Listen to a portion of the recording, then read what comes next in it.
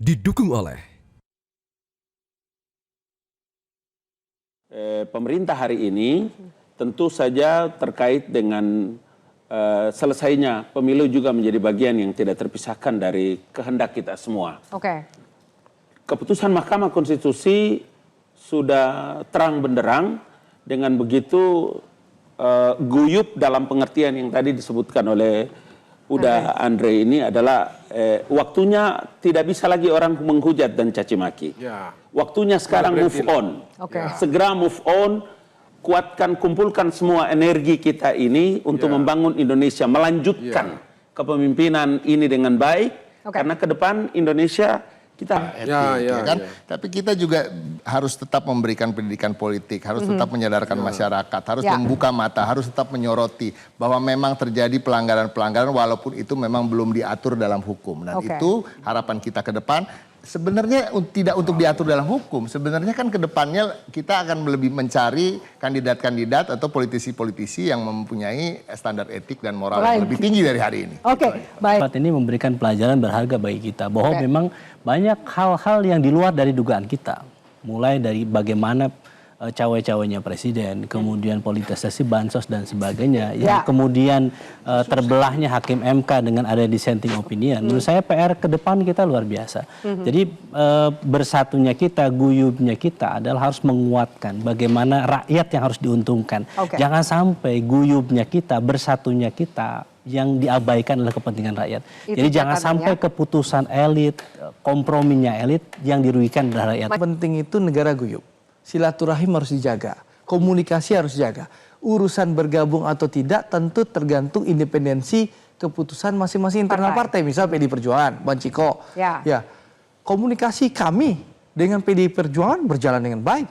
Selama pemilu ini, yang kita bertempur di lapangan, Gerindra dan PDIP, kerjasama di parlemen antara Gerindra dan PDIP berjalan sangat baik dan harmonis.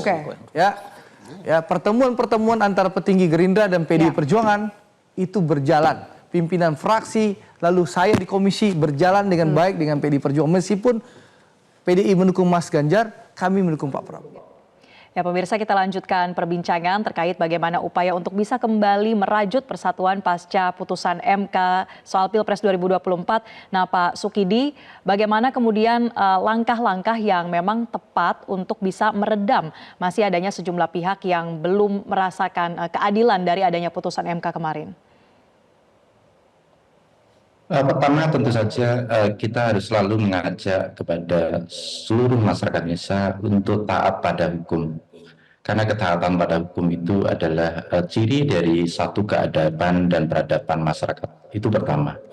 Yang kedua, kita senantiasa mengajak masyarakat untuk kembali menghidupkan dan membangun demokrasi setelah mengalami fase resesi dan regresi dan bahkan kerusakan demokrasi yang sedemikian parah. Ini saatnya masyarakat untuk terlibat secara aktif bahwa demokrasi adalah tanggung jawab kita untuk kita rawat, kita jaga, kita majukan demi kebaikan bersama. Itu yang kedua. Yang ketiga adalah dalam Republik Demokratis yang diwariskan oleh Bung Hatta, selalu ada pembatasan kekuasaan itu sendiri. Karena itu Republik Demokratis yang harus kita hidupkan ke depan sebagai ikhtiar untuk mengemban amanah yang diletakkan oleh para pendiri bangsa, harus selalu disertai kesetiaan pada aturan hukum. Karena apa? Karena impian Republik Demokratis yang tidak disertai dengan aturan hukum menjadikan penguasa terjatuh pada tirani kekuasaan itu sendiri. Agar penguasa tidak terjatuh menjadi tiran, maka aturan hukum itu harus ditegakkan, dan kita berharap kepada pemerintah hari ini dan ke depan untuk selalu setia pada penegakan aturan hukum. Karena apa? Karena aturan hukum itulah yang menjadi kerisauan kita bersama sebagai bangsa.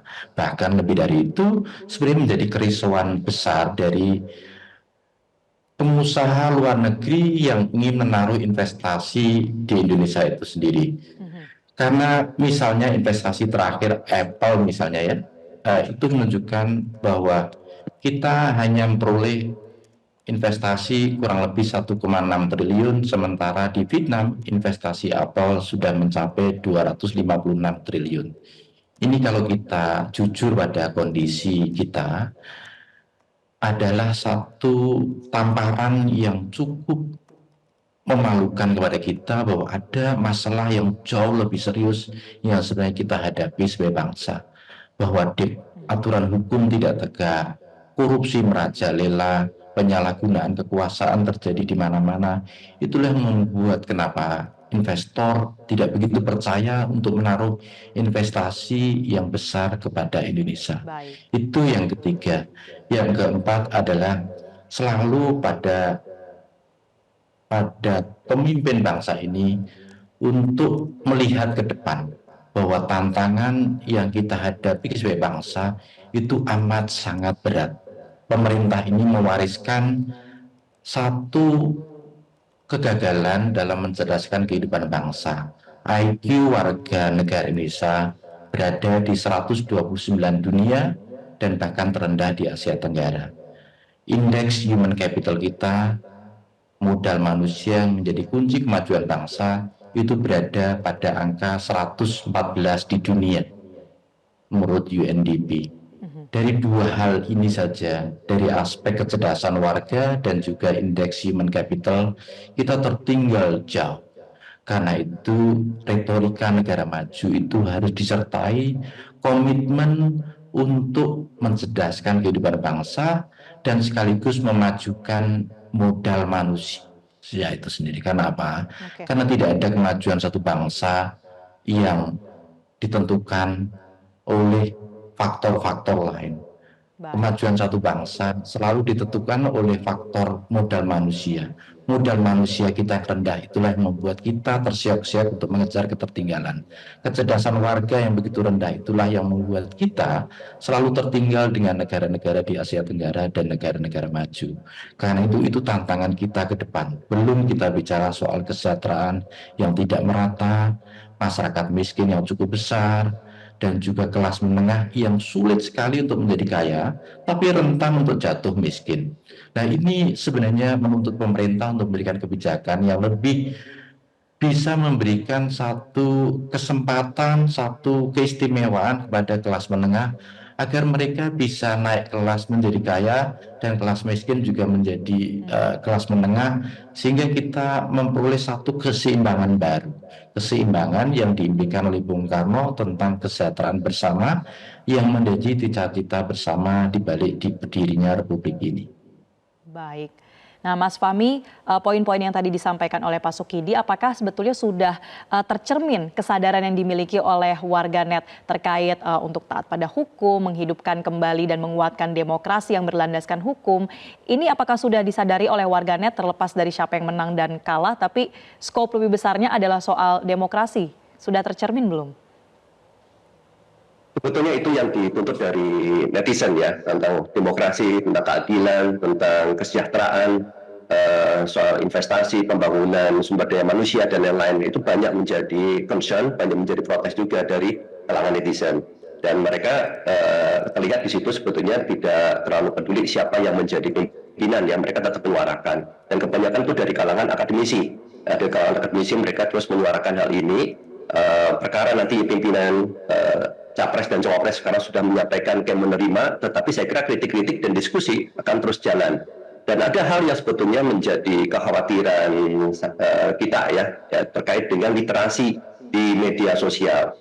Kita belajar dari Pilpres kemarin bagaimana media sosial, terutama misalnya di TikTok gitu ya, TikTok, di Facebook dan Instagram dan lain-lain terutama dipakai untuk kalau bahasa akademisnya itu memanipulasi opini publik. Bagaimana hal yang positif menjadi negatif, hal yang negatif menjadi positif, ketika disuarakan dengan sangat masif itu bisa diterima oleh publik secara luas. Dan publik netizen terutama itu mereka sulit untuk bisa melihat secara kritis, karena memang daya kritis kita di media sosial sangat susah. Dan itu sebetulnya bukan hanya di Indonesia, di luar negeri juga sama. Makanya apa yang diharapkan oleh Mas Sukidi tadi, saya kira itu sangat penting itu ada di para pemimpin, karena pemimpin inilah yang kemudian mereka benar-benar berpihak kepada rakyat, sumber daya alamnya, pendidikannya, investasinya, benar-benar untuk rakyat, maka yang terjadi adalah kebijakan untuk rakyat. Sehingga kebijakan itu kalau nanti turunannya di media sosial akan dipakai untuk mempromosikan kebijakan-kebijakan yang bagus gitu.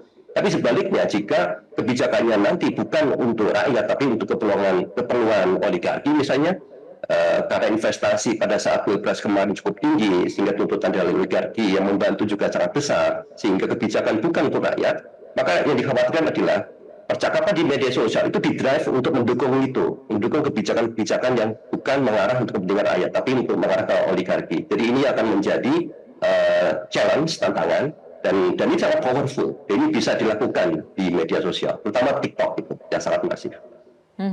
Baik, nah usai jeda kami akan membahas terkait dengan seberapa penting sebetulnya stabilitas politik dalam negeri ini diperlukan, apalagi untuk menghadapi situasi geopolitik yang saat ini juga terus berkembang. Nah, kami akan bahas pemirsa usai jeda, tetaplah bersama kami di Selamat Pagi Indonesia.